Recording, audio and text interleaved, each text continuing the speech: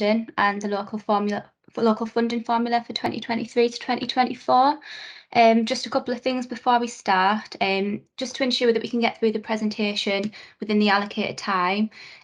All attendees other than the presenters have been muted, but please feel free to ask any questions as we go through by just using the chat function, and I do have some colleagues on the line who will be able to answer those questions for you. And if time allows at the end, we should be able to take any further questions as well. So at that time, if you can just raise your hand and one of my colleagues will be able to take you off mute. If we do have any unanswered questions, we'll be able to review those and we'll follow those up after the event. Also, the workshop is being recorded and it will be uploaded to our YouTube channel. And we'll also send out some side packs to attendees following the session as well. So the agenda for today. There's part one is a summary of changes to the 2023 to 2024 NFF, so for schools, high needs, CSSB and early years. And part two will be the implications for 2023 to 2024 on the local formula as set out in the school's operational guide. Okay, so we'll move on to part one now, and I'll hand over to one of my colleagues who will be able to talk through this for you. Hello everyone, I'm Maria Brennan. I work on in the funding policy unit on the school's national funding formula. So I'm going to cover the schools bits and the CSSB part of this presentation, and then I've got colleagues covering high needs and early years as well. So if we start on the school slide, Rachel, could you? Thank you. So in terms of the level of funding, schools NFF overall is increasing by 1.9% per pupil in 23-24. Now that's obviously sort of overall average, and obviously should be taken, bearing in mind the significantly higher increase in 22-23. Because the sort of spending review front loaded the uplift so that the largest uplift was in the first year, 22-23. So, but the sort of, as I said, 1.9% is very much the overall average. We are this year tilted the increase, so there's a significantly larger increase for schools with high levels of deprivation. So you've got the FSM factor and the EDACI, which are the deprivation factors in the formula, are increasing by 4.3%. The other, what I call core factors, such as basic entitlement, low prior attainment, preschool meal, they're all increasing by 2.4%. And then you have lower increases to the floor and the minimum per pupil levels as usual. And this, likewise, premises factors are as usual set at 0, except for PFI, which increase in line with RPIX, simply because that is what most PFI contracts are linked to. So that's a sort of overall increase. So can I move to the next slide, Rachel, please? Right, so the numbers I gave on the previous slide, to be very clear, that is on top of the funding that schools are getting in 22-23 from the school supplementary grant. So what we're doing is that we are including the supplementary grant into the NFF, and then we are applying the percentage uplifts on top of that. So while this year no one is going to receive the supplementary grant outside as a separate thing from 23-24 onwards, the funding will continue effectively through the NFF. Now, the way we have rolled this in is in such a way as we want to make sure that what schools get is as close as possible to the funding they would have got if the grant had continued as a separate grant. And the way we've approached that is by thinking that, well, schools are in effect funded through 3 different ways. They are either funded through the core factors, which again, such as the basic and entitlement, additional needs factors, etc. And for those schools, we have made sure that they benefit from the rolling in by increasing the factor values exactly by the same amount as supplementary grant values. Then other schools are funded through the minimum per pupil levels. So what we've done there is to increase the minimum per pupil levels with the average amount that schools on the minimum currently are tracked through the grant. And thirdly, there are schools that are funded through the minimum funding guarantee, or the national funding formula floor. And for those schools, what we've done is we've just incorporated what they're currently getting through the supplementary grant into the floor. So this threefold way makes sure that the funding is properly incorporated, and then we've applied the percentages on top of that. So hopefully that should be all relatively, reassuring, and it sort of reflects what we did when we rolled in the pay and pensions grant for pupils 5 to 16 as well. Now, Rachel, next slide, please. Right. So the third key change this year is that this year is the first year of moving towards a direct NFF, and where we have tightening requirements to bring local formulae closer to the NFF in preparation for that transition over to the direct NFF. Now, we've done three things. One is to ensure the local authorities must use all the NFF factors, obviously except the locally determined premises factors. Secondly, we're saying that local authorities can only use the NFF factors. And then thirdly, we're also setting tightening requirements on the factor values that are allowed for each factor. So on the first of those, that we're saying that local authority must use all NFF factors, that means this basic entitlement, FSM, FSM6, IDACI, etc. You can see them on the slide. And one thing to note particularly is that FSM, FSM6 and IDACI are now all compulsory in their own right. It used to be that we only you only had one, but now it's have to use all three individually. The NFF definition of EAL factor must be used, so that's based on 3 years, so no longer based on 1 or 2 years is not allowed. But we do still have flexibility, as we had said beforehand, to the sparsity factor for this year.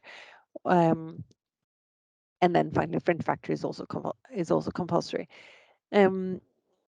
In terms of the fact that local authorities can only use NFF factors, that means that the looked after children factor is no longer an allowable factor from this year. I know it was only a small minority of LAs were still using that factor.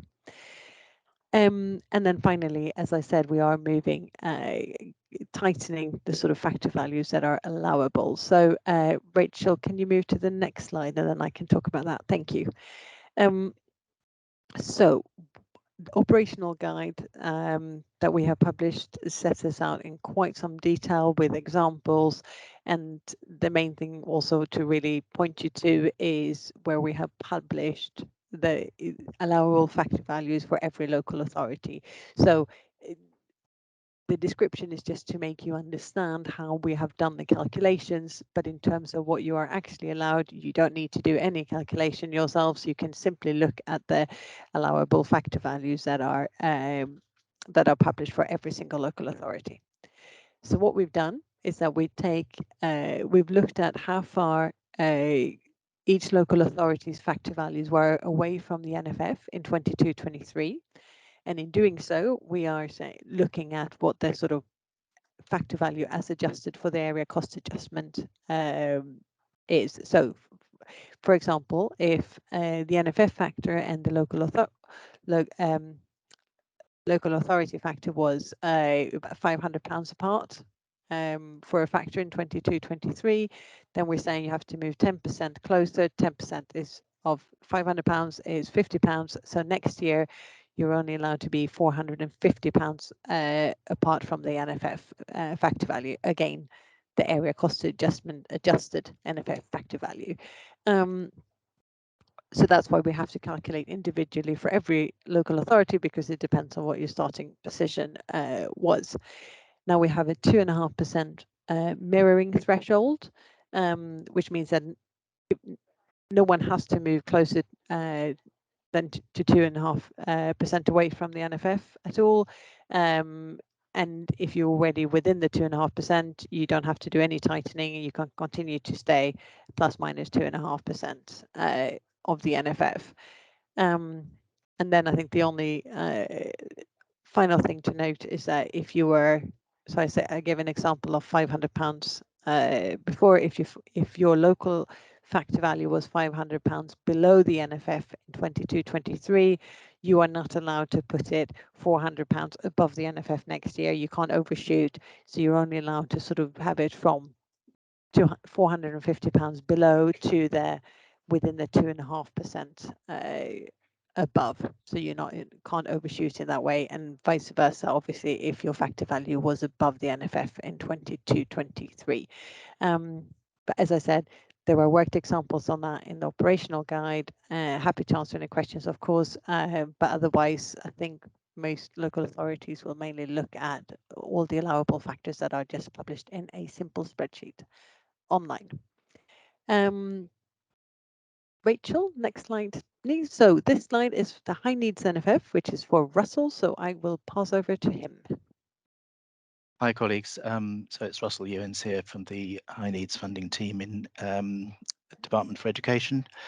This is mainly about the schools NFF, as is clear from the slides, but I just thought I'd refer to the High Needs NFF on one slide, basically to say that the overall structure is not changing in 23-24. We published the provisional allocations in July, and they show that we've got a funding floor next year of 5%, to make sure that all local authorities get an increase of at least 5% of their 2 to 18 population. That's compared with the 22 to 23 funding baseline, and the limit on gains is increased to 7%. So there's quite a sort of narrow band of increases that local authorities can receive next year, and that's largely because of the money that we have had through the spending review, which was front loaded into this year. So that's the reason for the lower level of funding floor and gains limit. A couple of other things to mention. We have changed the minimum funding guarantee for special schools. That's going to be covered in a separate high needs workshop, along with much more about the high needs NFF and high needs funding system. And the other thing to mention relating to high needs is that we've issued guidance this year on mainstream schools' notional SEN budgets, and there's a slide about that later in this workshop. So that's all I have to say, and I think I'm handing back to Maria. You are indeed, thank you. Yeah, so also very, very quickly mentioning the Central School Services block, where the approach is effectively continuing on the same route as we did in 22-23. So total funding for ongoing responsibilities is 292 million in 23-24.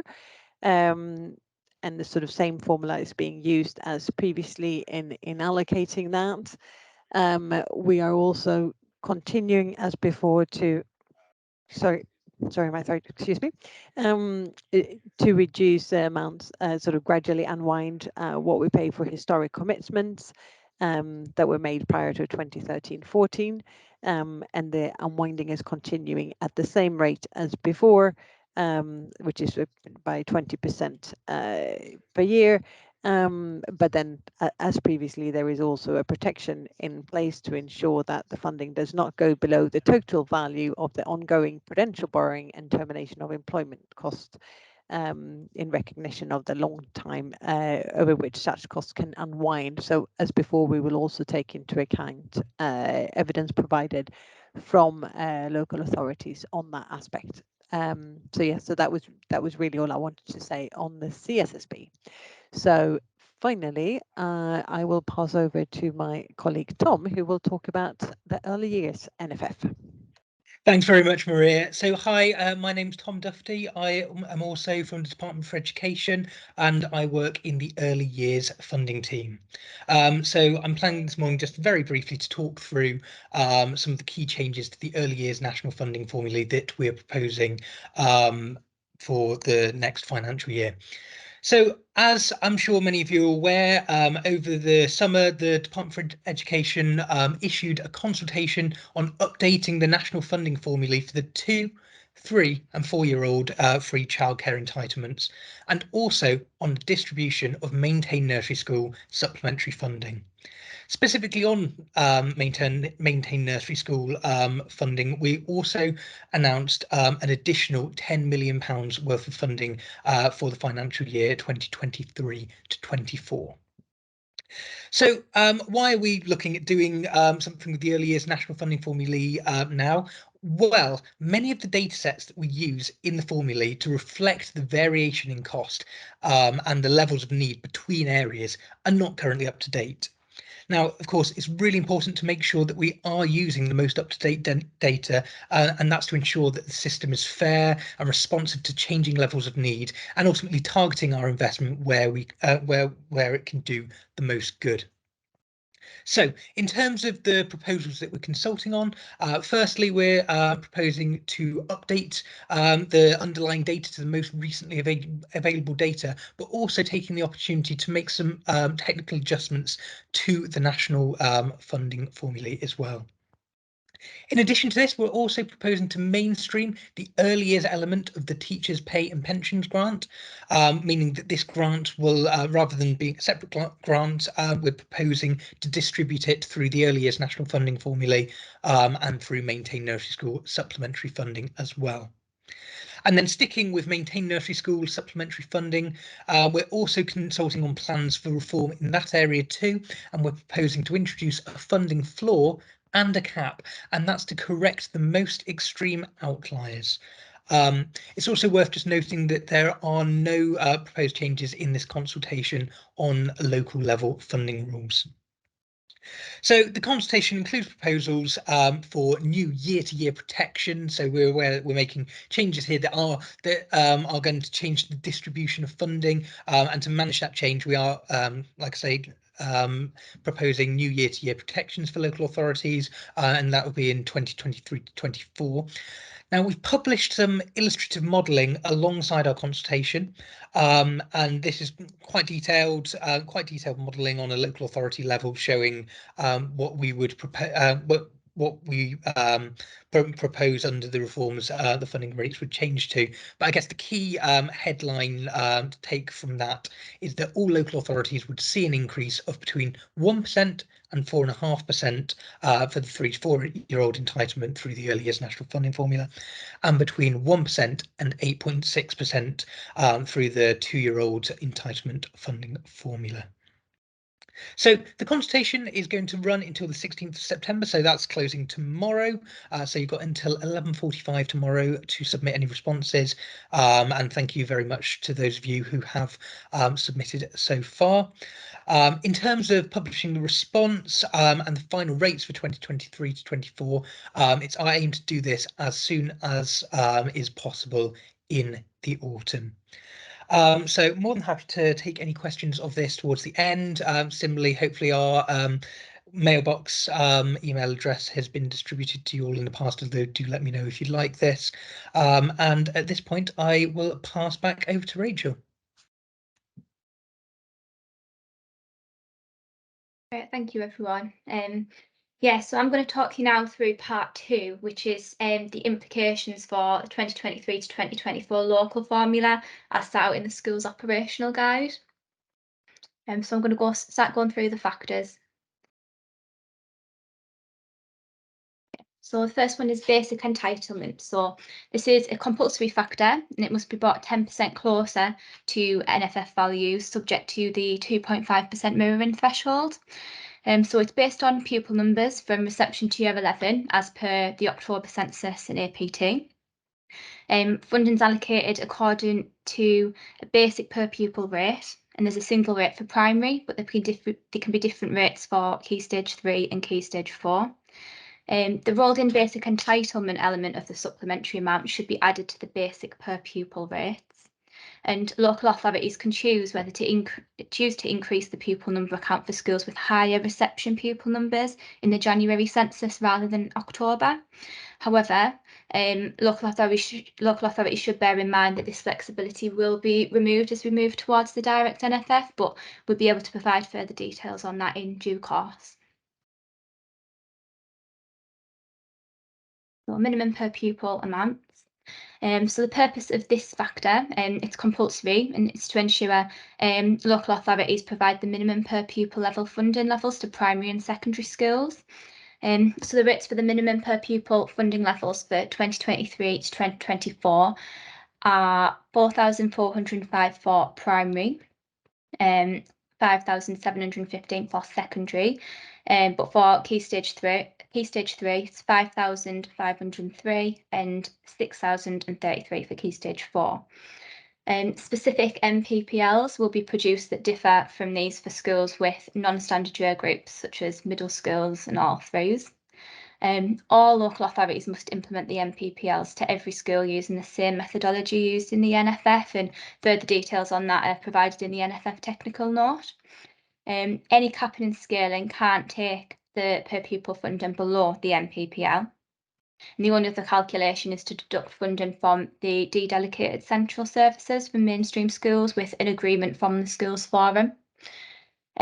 Local authorities can request to supply the use of the full NFF MPPLs, but any variance to the levels in particular to reduce those will need to be exceptional, and it's on the grounds of affordability only. We have had some requests to disapply the standard calculation, for example, where schools' MPPL value is significantly skewed by the unusual year group sizes. So, for example, where a local authority want to provide the higher MPPL for an all-through, where the secondary cohort is significantly larger than the primary.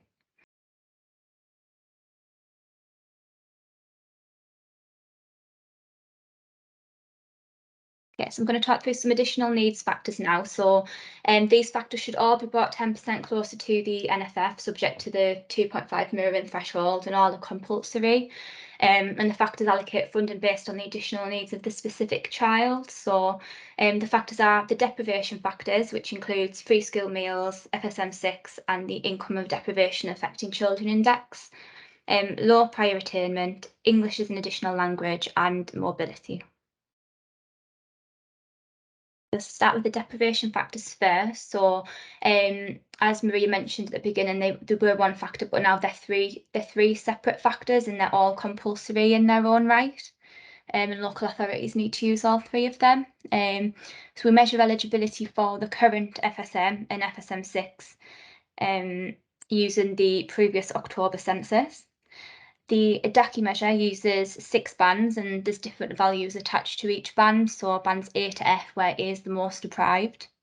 There's different unit values can be used for primary and secondary within each band, and there was new EDACI data published on 26th of September 2019.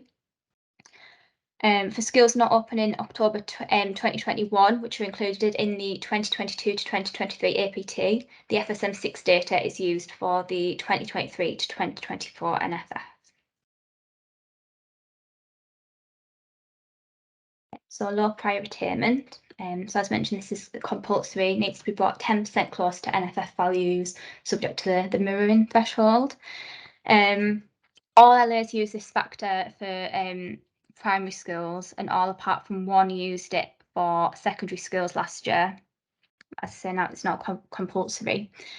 Local authorities can apply this factor for primary pupils identified as not achieving the expected level of development in the early years foundation stage profile, and secondary pupils not reaching the expected standard in the Key Stage 2 at either reading, writing or maths. There were more challenging Key Stage 2 tests introduced in the 15 to 16 academic year, and as such we've weighted the low prior attainment factor for some secondary year groups so that those who did set those more challenging tests don't have a disproportionate influence within the total in the mainstream formula. The number of pupils identified as having low prior attainment in the data will be multiplied by the relevant weighting to determine the number of pupils eligible for the factor for funding purposes. And there is more details about that in the operational guide.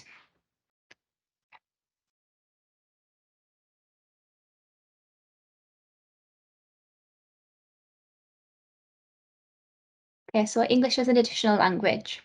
So again, it's a compulsory factor. So pupils identified in the October census with a first language other than English attract funding for 3 years after they enter the statutory school system.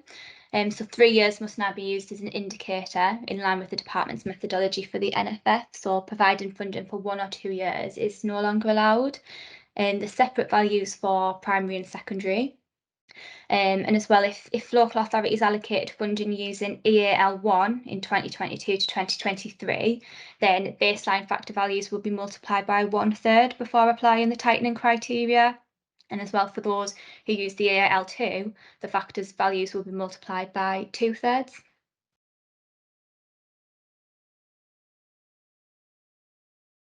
So mobility, again, it's a compulsory factor.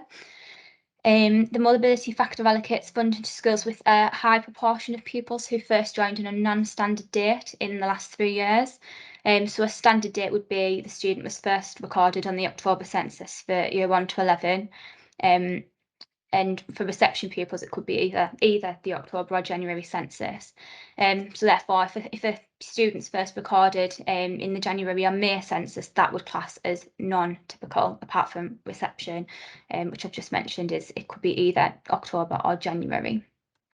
To be eligible for the mobility funding, the proportion of mobile pupils a school has must be above the threshold of 6%, and the funding is then allocated on a per pupil amount to all pupils that are above that threshold.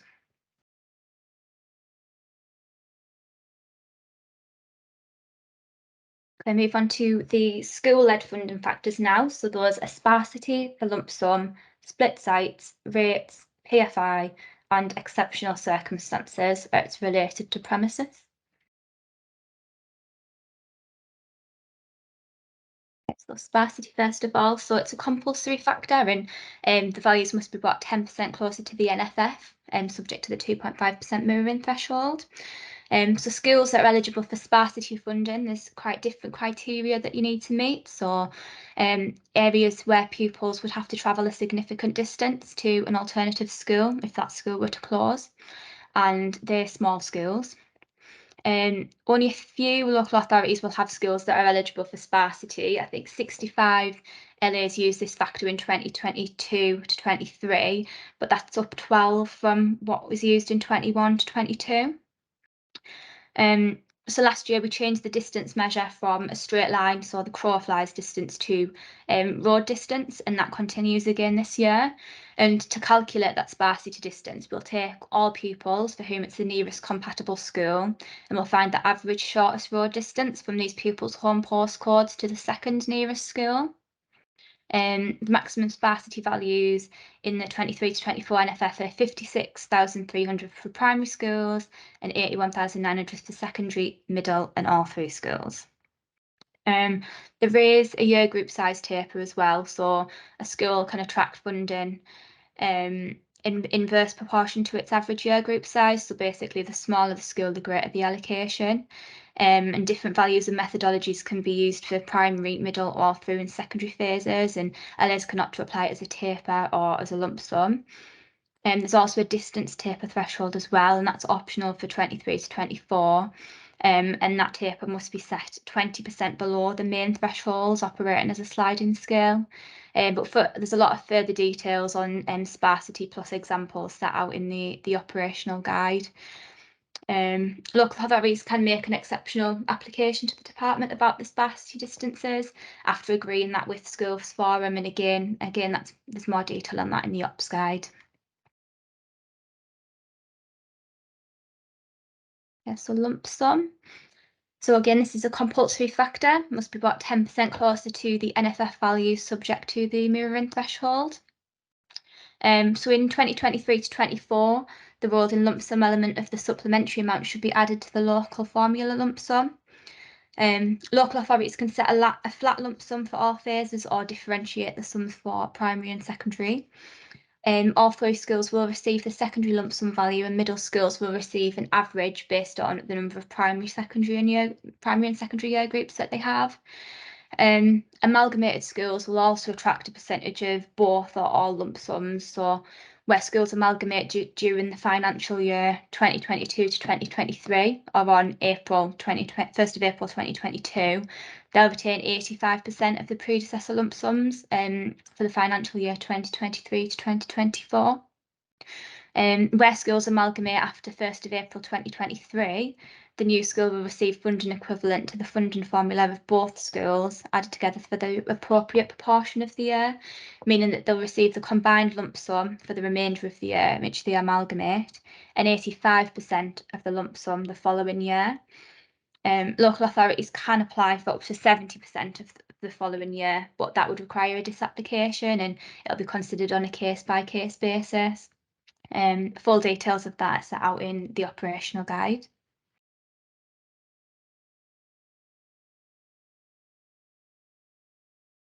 So split site, so this is an optional factor now. 108 authorities used this factor last year. So the purpose of this is to basically support schools that have unavoidable extra costs because of the school buildings are on separate sites. So LS set the criteria for paying the split site factor, and allocations must be based on objective criteria for the definition of a split site and how much is paid, and they may be different again for primary and secondary schools. So criteria providing extra funding to the split site school should be clear and transparent and incorporate clear and objective trigger points and a clear formula for allocating the additional funding, such as if the sites are a minimum distance apart as the crow flies and the sites are separated by a public highway, or the provision on the additional site does not qualify for an individual school budget share through the DSG, or the school has remote playing fields separated from the school by a minimum distance and there's no safe walking route for the pupils. It could be a percentage of staff are required to teach on both sites on a daily basis to maintain the integrity of the delivery of the national curriculum. It could be a minimum percentage of pupils are taught on each site on a daily basis. So all schools and academies that meet the criteria will be eligible for split site funding. And you need to also decide provide detail of how the funding will be distributed as well. So if it'll be a rate per pupil basis, a lump sum, or a rate per square metre of the additional site.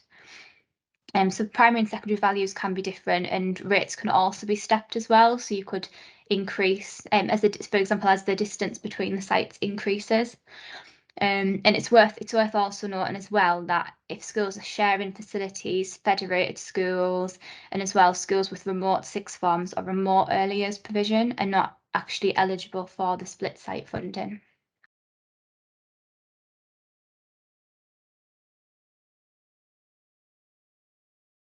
Okay, so move on to rates now. So this is an optional factor, although all local authorities use it. As in 2022 to 2023, the rates will be paid directly by ESFA to those billing authorities adopting the revised NNDR payment process and on behalf of their maintained schools and academies. In two-tier areas, basically all billing authorities in that county must agree to adopt the new payment process to be able to actually implement the changes.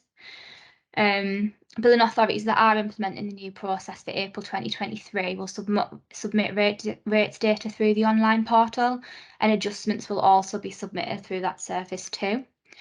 For April 2023, it remains optional for billing authorities to implement the revised payment process. Local authorities, the billing authority remains under the current arrangements, won't see any changes. And rates as well should continue to be reflected in the Section 251 outturn statement and in each of the school's accounts.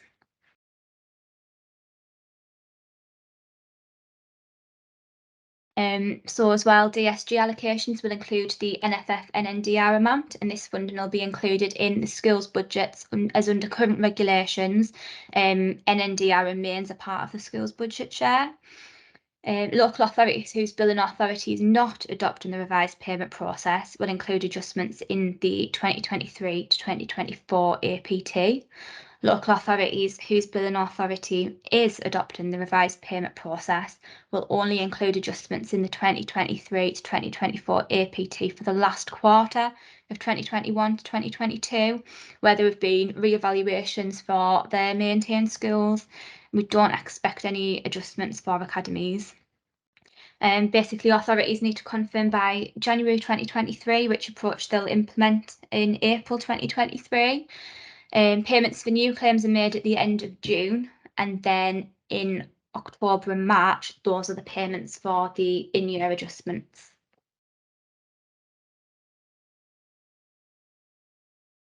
Let's move on to PFI now. Again, this is an optional factor.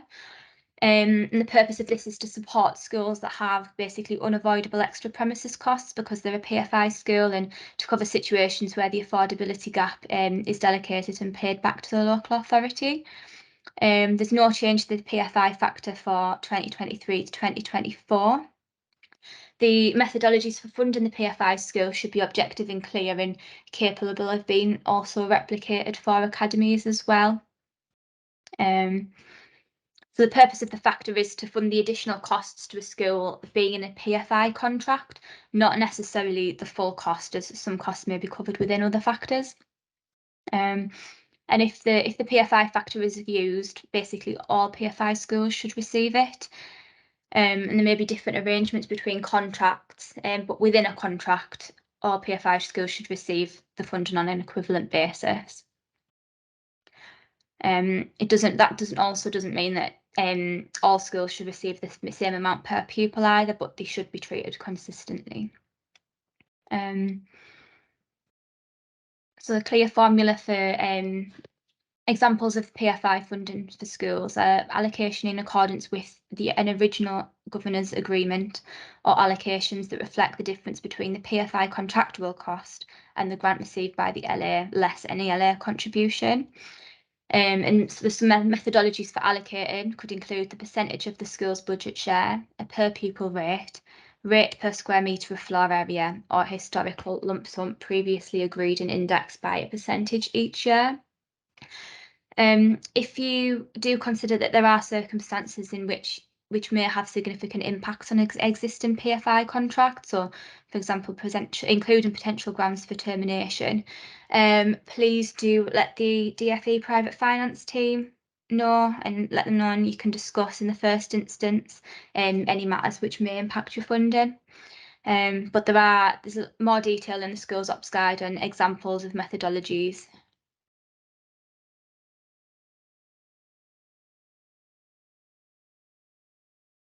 Okay, so exceptional circumstances now. So again, this is an optional factor. Local authorities can apply to ESFA to use exceptional factors relating to school premises costs, for example, for rents or joint use sports facilities. Local authorities should only submit applications where the value of the factor is more than 1% of the school's budget and applies to fewer than 5% of the schools in the local authorities area. If local authorities received approval from 2018 to 19 onwards, the approved factors can still be used if the criteria are met. If approval was received prior to this, then a new disapplication request will be required. So examples of this could include rents, joint use of leisure facilities, building school for the future schemes, higher PE facilities, listed buildings, or schools with a farm included as part of educational provision. All applications that we receive will be considered on their own merits, and if they fall into one of those categories or they've previously been approved, that doesn't necessarily mean that they will be again. Additional schools can receive the factor due to a change in circumstances as long as the cost still exceeds 1% of the budget, and it'll still apply to less than 5% of the schools. And with any application, support and evidence should be provided as well, such as rental agreements and joint use agreements. If you do need to apply for a disapplication as well, this must be done before the 10th of October for a decision by December, and then 18th of November for a response before the APT deadline. and disapplications as well. There's going to be another workshop covering those in more detail.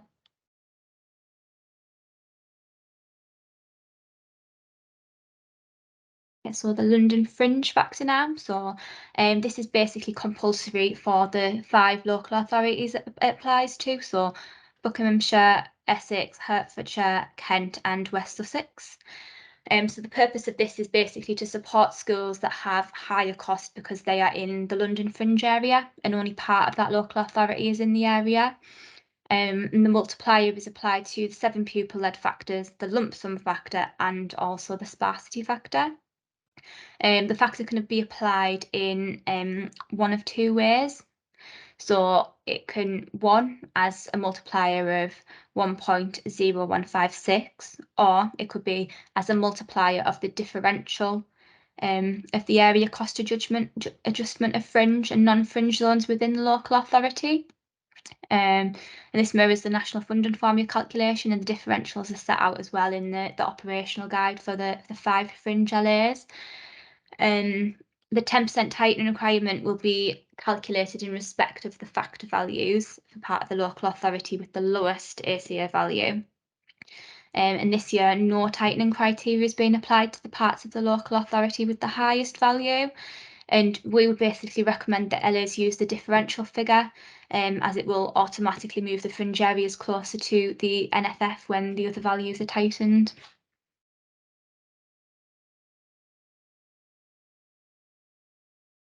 So the minimum funding guarantee.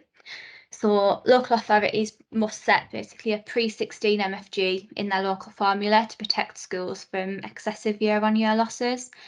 So authorities can choose to set an MFG, it's between 0% and plus 0.5% per pupil.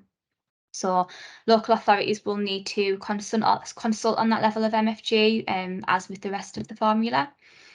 And any LA wanting to set an MFG outside of these parameters must apply for exceptional permission through the disapplication process. Funding representing funding allocated through the 2022 to 2023 school supplementary grant for reception to year 11 pupils, that must be included in the baseline. The post 16 years and early years element as well, I'll mention, of the SSG will continue as a separate grant this year. So the school supplementary grant, that adjustment will be included in the APT when it's available to each LA, and it's based on pupil numbers from the APT rather than pupil numbers underpinning the actual SSG allocations, which basically ensures that changes in pupil numbers don't distort the funding protected through the flooring per pupil terms. So the MFG protection as well for special schools is changing, but this will be covered in the high needs funding operational guide and in a separate workshop as well.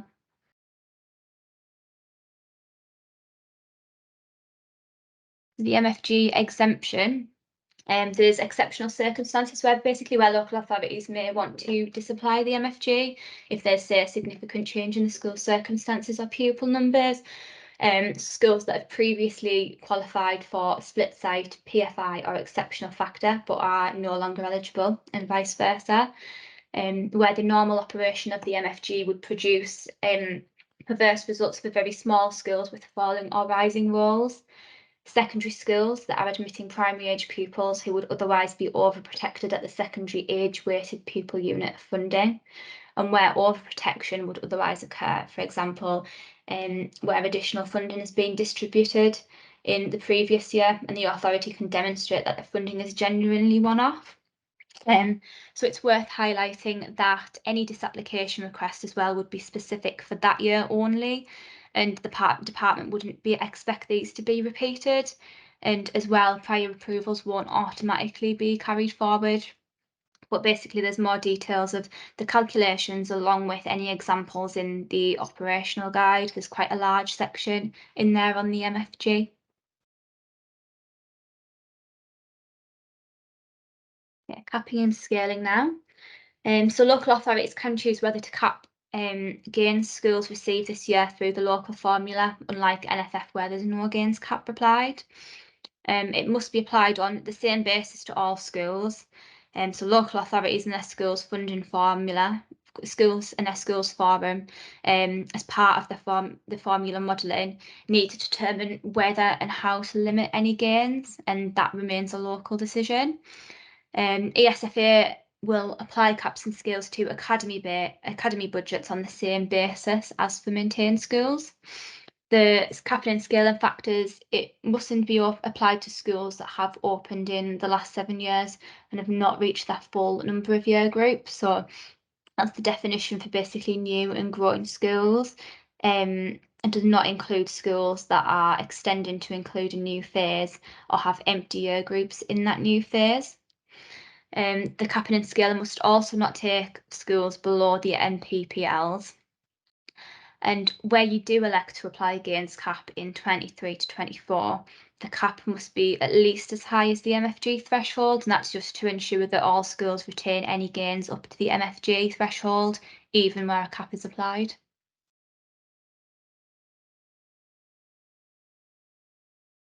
Yes, so setting a formula for 23 to 24. So basically an indicative dedicated schools grant budgets were published in July, and there's further details can be found at the National Funding Formula tables for schools in high needs, and the link's just in there. But these are subject to change, but that'll be confirmed in December.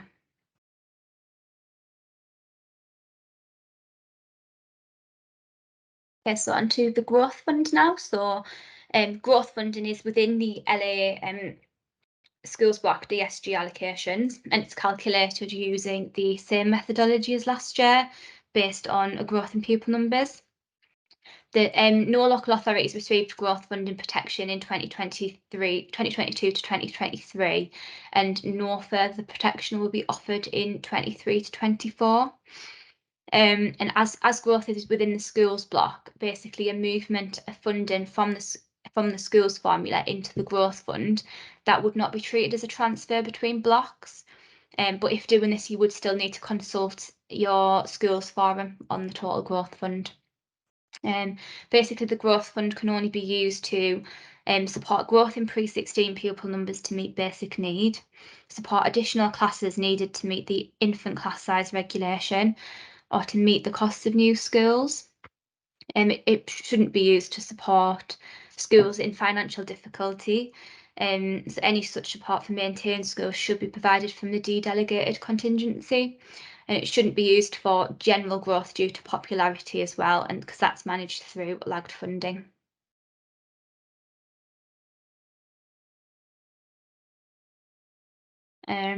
So local authorities are required to produce criteria on which growth funding is to be allocated, which must be agreed by the schools forum. Criteria for allocating growth should contain clear objective trigger points for qualification and a clear formula for calculating the allocations as well. And all of these, the criteria should be applied to schools on a consistent basis. But details of basically the compliant growth fund criteria, that's detailed in the operational guide, along with any suitable methodologies as well for distributing funding, such as, for example, per pupil or via a lump sum. Any underspending growth as well, should be reported to the schools forum, and it can also be carried forward to the following funding period. And any overspend, that will form part of the overall DSG surplus or deficit balance.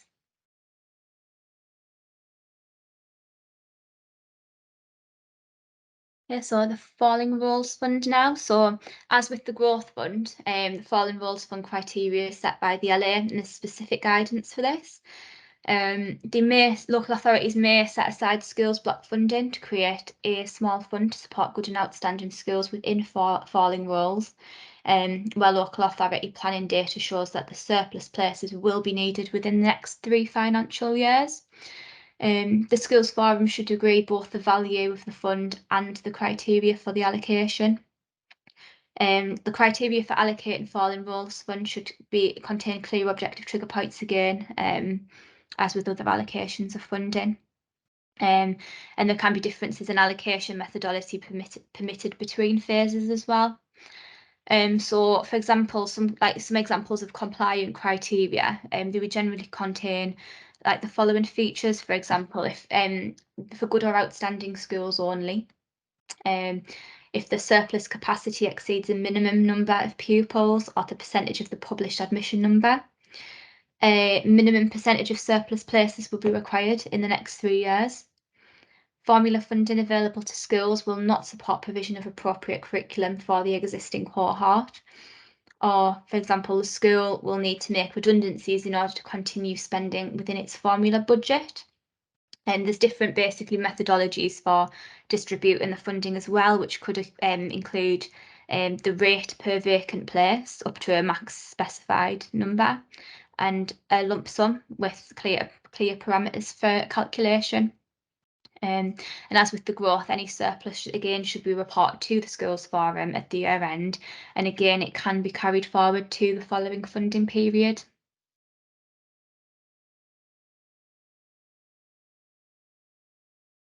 Okay, so the Notional SEN budget as well. So this is what Russell previously mentioned at the beginning of the presentation. So basically, local authorities are required to identify a notional budget for mainstream schools, just to help with their duty to meet the special educational needs of their pupils. It's not a separate budget; it is within the maintained schools budget share and the Academy's GAG. It's basically calculated by local authorities using mainstream schools formula factors, and it's intended to meet the costs of support for children with SEN up to 6,000 per pupil per annum. That figure, it's not a target or a constraint, that figure. High needs top-up funding as well covers costs over 6,000, and local authorities can also supplement some of their schools' notional SEN budgets with some targeted high needs funding. The notional budget calculation, that should be kept under review, and it should also take into account what schools need to spend on SEN support. But as Russell mentioned, there has been previous guidance published to help you review your budget calculations for that, and just to help schools as well understand what the budget's for. And the separate guidance for that, it's available on the same web landing page as the school's operational guide 2023 to 2024.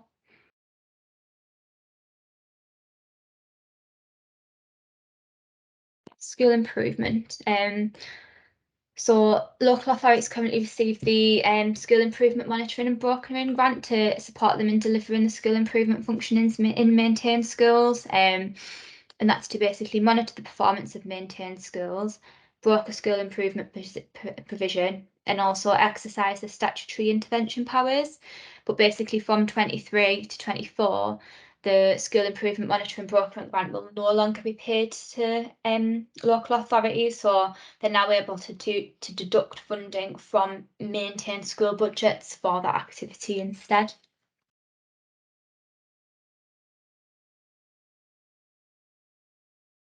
Okay, and then there's the Dedicated Schools Grant, DSG Deficits and High Needs Exceptional Funding. So basically the department now runs 3 programmes which offer direct support to ensure effectiveness and sustainability of the local authorities' high needs systems. So the first one is the safety valve. So basically the safety valve targets LAs with the highest DSG deficits. Local authorities need to develop substantial plans to become rapidly sustainable. If the plans are deemed sustainable and the LA shows progress, an agreement will be entered into and the local authority can receive incremental funding for the historic deficits spread over 5 financial years. The second programme is the Delivering Better Value in SEND.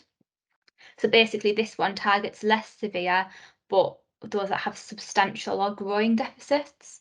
There's no funding to eliminate the deficits as with the safety valve. However, it will provide more effective and sustainable SEND services to achieve better outcomes for pupils with SEN.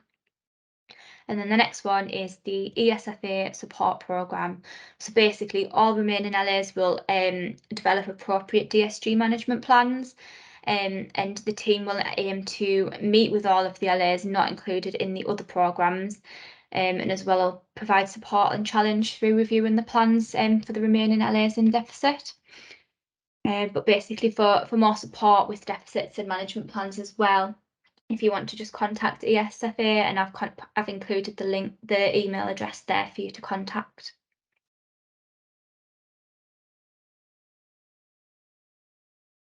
Yes, the next slide. So basically these are just a list of some other workshops that we have that we've presented. So just in case you want to sign up to any of those that would be of interest. And thanks for everyone for attending as well. Thanks to my colleagues that have attended as well to help with any questions. And as I mentioned at the beginning, we have made a recording of the session, and we'll make it available on the YouTube channel in due course.